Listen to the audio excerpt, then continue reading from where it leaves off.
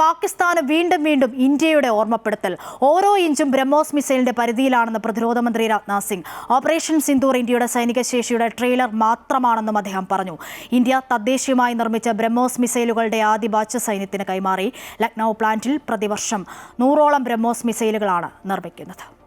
രാജ്യത്തിന്റെ പ്രതിരോധശേഷി ശക്തിപ്പെടുത്തുന്നതിനും ആത്മനിർഭർ ഭാരത് എന്ന ലക്ഷ്യം കൈവരിക്കുന്നതിനുമുള്ള ഇന്ത്യയുടെ നിർണായക ചുവടുവയ്പായിരുന്നു ലക്നൌവിലെ ബ്രഹ്മോസ് എയ്റോസ്പേസ് യൂണിറ്റ്. പ്രതിവർഷം ഏകദേശം 100 മിസൈൽ ഇവിടെ നിർമ്മിക്കാനാകും. ഇവിടെ നിർമ്മിച്ച ബ്രഹ്മോസ് മിസൈലുകളുടെ ആദ്യ ബാച്ച് പ്രതിരോധ മന്ത്രി രാജ്നാഥ് സിംഗും ഉത്തർപ്രദേശ് മുഖ്യമന്ത്രി യോഗി ആദിത്യനാഥും ചേർന്ന് ഫ്ളാഗ് ഓഫ് ചെയ്തു. കരയിൽ നിന്നും പോർവിമാനങ്ങളിൽ നിന്നും അന്തർവാഹിനികളിൽ നിന്നും വിക്ഷേപിക്കാവുന്ന സൂപ്പർസോണിക് ക്രൂയിസ് മിസൈലാണ് ബ്രഹ്മോസ്. ഇനി രാജ്യത്തിന്റെ കരുത്തും കാവലുമായി ബ്രഹ്മോസ് മിസൈലുകളും ഉണ്ടാകും. ഓപ്പറേഷൻ സിന്ദൂർ ഇന്ത്യയുടെ ശക്തിയും സ്വാശ്രയത്വവും ലോകത്തിനു മുഴുവൻ തെളിയിച്ചിട്ടുണ്ട് എന്ന് പ്രതിരോധ മന്ത്രി പറഞ്ഞു. പാകിസ്ഥാന്റെ ഓരോ ഇഞ്ചും ബ്രഹ്മോസ് മിസൈലിന്റെ പരിധിയിലാണെന്നും പ്രതിരോധ മന്ത്രി ഓർമ്മപ്പെടുത്തി.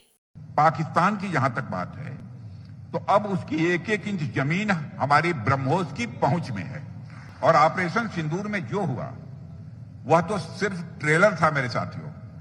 ऑपरेशन सिंदूर में जो हुआ वह तो केवल एक ट्रेलर था. പ്രവർത്തനം ആരംഭിച്ച് 5 മാസത്തിനുള്ളിലാണ് ലക്നൌ യൂണിറ്റിൽ നിന്നും ആദ്യ ബാച്ച് മിസൈലുകളുടെ നിർമ്മാണം പൂർത്തിയാക്കി സൈന്യത്തിന് കൈമാറുന്നത്. News desk, Amrita TV.